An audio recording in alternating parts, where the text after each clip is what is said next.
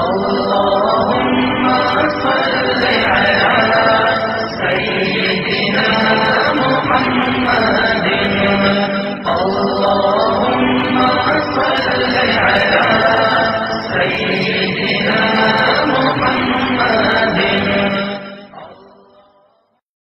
اور رزق بڑھانے کا ایک آسان راستہ بتاتا ہوں. میرے نبی کے پاس ایک شخص آیا, یا رسول اللہ اريد ان يوسع علی رزقی, میں چاہتا ہوں میرا رزق بڑھ جائے. تو آپ نے کہا ادم علی الطہارہ یوسع علیک رزقک, با وضو رہا کر تیرا رزق بڑھ جائے گا. با وضو رہا کر, با وضو رہا کر.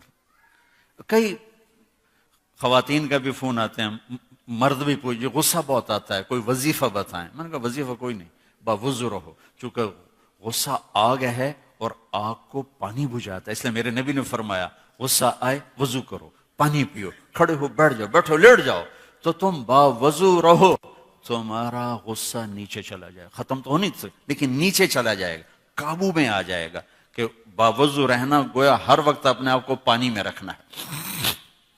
تو میرے بھائی بہنوں, میرے نبی کے خوبصورت اخلاق وہ ہیں جو اس وقت امت میں سب سے زیادہ ضرورت ہے, جس کی سب سے زیادہ ضرورت ہے. چونکہ اجتماعی زندگی جو بنتی ہے وہ اچھے اخلاق سے بنتی ہے. کسی کا بھی گھر ہے, ماحول ہے, مسجد ہے, امت ہے, علاقہ ہے, جب تک نبی والے اخلاق نہیں ہوں گے ہم امت نہیں بن سکتے. نماز ہماری فاؤنڈیشن بناتی ہے, روزہ حج زکوٰۃ ہماری بنیاد بناتے ہیں, لیکن جو چیز گھر بنائے گی وہ اخلاق ہوں گے. اور جہاں رشتہ طاقتور ہوگا وہیں اخلاق کی زیادہ ضرورت ہوگی. اور سارے اخلاق تو بہت زیادہ ہیں.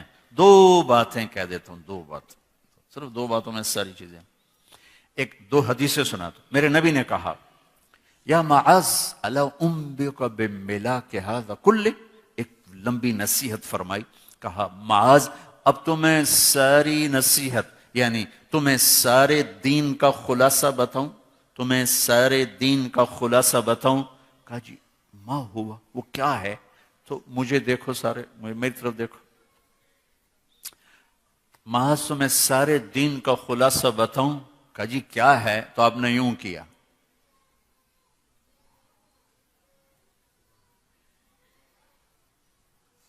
دیکھو یہ نہیں فرمایا کہ زبان پہ قابو رکھو, کر کے دکھایا. پھر کہا کف ھذا, اس زبان پہ قابو رکھ. کس کو کہہ رہا ہے؟ معاذ بن جبل, جن کے بارے میں میرے نبی نے کہا قیامت کے دن میری امت کے علماء کا جھنڈا معاذ بن جبل کے ہاتھ میں ہو. اتنے بڑے آدمی ہیں.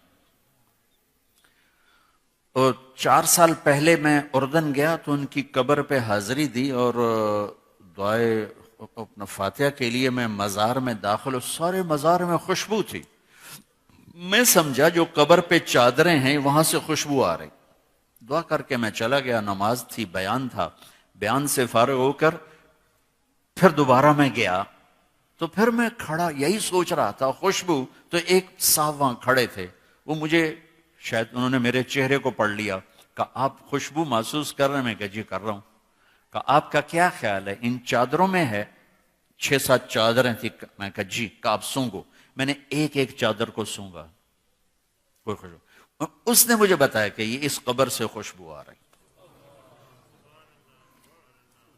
اور 18 ہجری میں وہ بندہ زمین کے نیچے دفن ہوا, اور میں 1434 میں گیا. 1400 سال سے بھی اوپر زمانہ گزر چکا, اس کی قبر مہک رہی ہے, مہک رہی ہے, مہک رہی ہے. اس کو یوں کر کے سمجھایا,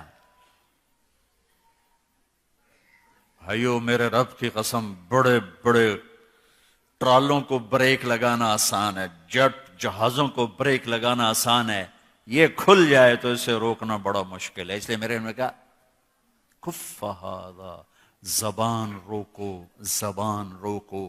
اس سے گالی, اس سے جھوٹ, اس سے غیبت, اس سے چغلی, اس سے بہتان بازی, اس سے طنز طانے کا یہ نکال دو. سب سے پہلا جو اس وقت کرنے کا کام ہے وہ آپس کی محبتوں کو بڑھانے کا ہے، اور محبتوں کو بڑھانے کے لیے سب سے پہلا کام ہے زبان، زبان، زبان۔ میرے نبی نے فرمایا صدقہ کرو۔ کہا یہ ہمارے پاس تو ہے نہیں کچھ۔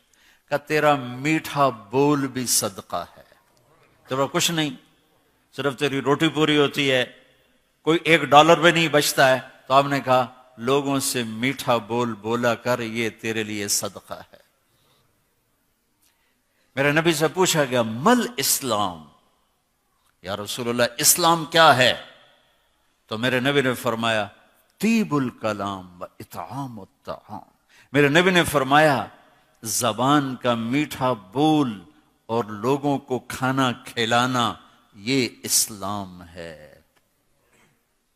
کچھ نہیں ہے میرے پاس، زبان کا بول میٹھا کر، کچھ نہیں کھلانے کو، پانی پلا دو۔ وہ مہمان کو پوچھتے ہیں چائے تو نہیں پیو گے؟ ہن کہیں پیونی، شربت تو نہیں پیئیں گے؟ سبحان اللہ، کیا میزبانی، چائے تو نہیں پیئیں گے۔ ہمارے استاد صاحب تھے رحمت اللہ علیہ، مولانا سعید خان صاحب، تو میں بیٹھا تھا تو کچھ مہمان آئے تو خادم نے کہا جی ٹھنڈا پیئیں گے کہ گرم؟ تو وہ ناراض ہو گئے۔ فرمایا مہمان کے سامنے ٹھنڈا بھی رکھو گرم بھی رکھو، اس کی مرضی ہوگی ٹھنڈا پیے گا، اس کی مرضی ہوگی گرم پیے گا۔ تو بھائیوں بہنوں، زبان کے بول پہ قابو پانا، زبان کو یہاں رشتہ ہے، ماں باپ سامنے ہیں، زبان اور قابو۔ تو ایک اور اہم بات بتا رہا، سب سے پہلا رشتہ، سب سے اہم رشتہ، سب سے بنیادی رشتہ وہ خامند اور بیوی ہے، وہ خامند اور بیوی ہے، وہ خامند اور بیوی ہے۔ اللہ نے پہلا رشتہ جو قائم کیا آدم اور حوا میں، وہ خامند اور بیوی تھا۔ ماں باپ بعد میں بنے، دادا دادی بعد میں بنے، ساس سسر بعد میں بنے، پہلا رشتہ خامند اور بیوی ہے، اور آخری رشتہ بھی خامند اور بیوی ہے کہ جنت میں ہر مرد اپنی بیوی کے ساتھ اور ہر عورت اپنے خامند کے ساتھ زندگی گزار رہی ہے، سارے رشتے بیچ میں سے نکل جاتے ہیں۔ اور یہاں تو اگر اللہ زندگی دے دے تو ماں پیو کل ہی ہوں دن دو میں بیٹھے ہوں دن بیچارے، اور ہمارے پاکستان کا بھی اب یہی حال ہو رہا ہے۔ اور یہ کم بچے خوشحال کرانا نہیں، کم بچے خوشحال کرانا، تو میں کہا کرتا ہوں نیک بچے خوشحال کرانا، کم زیادہ کی بات نہیں، اولاد نیک ہو تو کم بھی نعمت ہے، زیادہ بھی نعمت ہے۔ ہماری ایک شاخ ہے جس میں عورتوں کی اولاد یا تو ہوتی نہیں یا بہت کم ہوتی، بانجھ۔ تو میری ایک چاچی اس خاندان میں سے تھی، اس کے بچے ہی 2 ہوئے، ایک بیٹا ایک بیٹی، 1 ایکڑ میں گھر، 1 ایکڑ میں گھر، ٹھیک، بیٹے کی بھی شادی ہوگی، بیٹی کی بھی شادی ہوگی۔ اب میری چاچی کیا کہے، شالا کسے دے 2 نہ ہوں من، شالا کسے دے 2 نہ ہوں من، اللہ کہہ رہے کسے کے 2 نہ ہوں۔ بیٹے کو بیگم لے گئی، بیٹی کو خامد لے گیا، او کلی ڈو کر دی بیٹی، شالا کسے دے 2 نہ ہوں من، شالا کسے دے 2 نہ ہوں من، اللہ کہہ رہے کسی کے 2 نہ ہوں۔ جہاں رشتہ گہرا ہوتا ہے وہاں زبان کا بول احتیاط کا تقاضا کرتا ہے۔ سب سے اہم رشتہ ہے، اللہ نے کسی رشتے کو یہ نہیں کہا کہ یہ میری نشانی ہے، صرف ایک رشتے کو اللہ نے کہا یہ میری نشانی ہے، وہ خامد اور بیوی ہے۔ تمہیں اولاد دی، اللہ کہتا ہے میری نشانی، تمہیں ماں باپ دیے، اللہ کہتا ہے میری نشانی، ایسے نہیں، صرف ایک رشتہ، من آیاتہ، من آیاتہ، میری بہت بڑی نشانی ہے، ان خلق لکم من انفسکم ازواجا لتسکنوا الیہا، میری بہت بڑی نشانی ہے کہ میں نے تمہیں خامند اور بیوی کے رشتے میں جوڑا۔ یہاں زبان کا بول بہت احتیاط کو چاہتا، بہت احتیاط، چونکہ گھر جب بنتا ہے تو معاشرہ بنتا ہے، اور گھروں کو جس چیز نے توڑا یہ زبان ہے، قوم کو جس چیز نے توڑا یہ زبان ہے، معاشروں کو جس چیز نے توڑا وہ یہ زبان ہے۔ بھائی کو بھائی سے توڑ دیا، وہ یہ زبان ہے، دوست کو دوست کا دشمن بنایا، وہ یہ زبان ہے، رشتے سفید ہو گئے، وہ یہ زبان ہے، آپس میں قتل و غارت تک پہنچے، یہ زبان ہے۔ زبان جس کی قابو میں آ گئی، اس لیے میرے نبی نے کہا میرے پورے دین کا خلاصہ ہے زبان قابو میں رکھ۔ محبت کا بول بولنا سیکھیں بھائیو، جیسے نماز نہیں سیکھتے، روزہ سیکھتے، حج سیکھتے ہیں، زکوٰۃ سیکھتے، یہ ماں باپ کے ذمہ ہے، میرے ذمہ ہے کہ میں سیکھوں کہ میں ایسا کیسا بولوں کہ میں کسی کا دل نہ توڑوں، کسی کی دل آزاری نہ ہو، کسی کو میری وجہ سے دکھ نہ پہنچے۔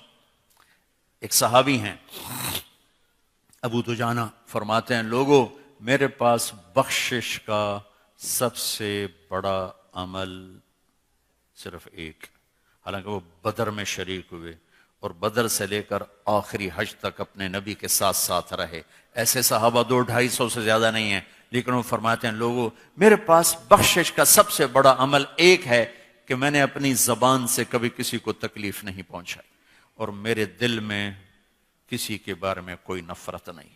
میرے بھائی بہنوں، آپ ایک دور دراز ملک میں پہنچ چکے ہیں، آپس کی امت بن کے چلنا ہے تو معاف کرنا سیکھنا ہوگا، درگزر کرنا سیکھنا ہوگا، زبان کا بول میٹھا بنانا ہوگا، گھر سے غیبت کو نکالیں، طنز طانے کو نکالیں، کوئی شدت کمی بیشی ہو تو صبر کر جائیں، برداشت کر جائیں، اس کی ٹھنڈک اور محبت کو آپ ساری زندگی محسوس فرمائیں۔ غصے کا نکال دینا تھوڑی دیر کی سیٹسفیکشن ساری زندگی کی ندامت ہے۔ لقمان علیہ السلام کا فرمان ہے چپ رہنے پہ کبھی نہیں پچھتایا، ہمیشہ اپنے بول پہ پچھتایا۔ تو بھائیو، اپنے اندر امت بننے کی اگر رونق دیکھنا چاہتے ہیں تو یہ زبان کا بول، زبان کا بول، زبان کا بول، اسے میٹھا بنانے کی کوشش کریں، اسے درگزر کرنے کی کوشش کرو، معاف کرنے کی، گالی کے جواب میں گالی نہ ہو، یا چپ ہو جاؤ یا دعا دو، برائی کے بدلے میں برائی نہ ہو، اچھائی کرو، اللہ کی چھاؤں آپ کے اوپر ہو جائے گی۔ اللهم صل على سيدنا محمد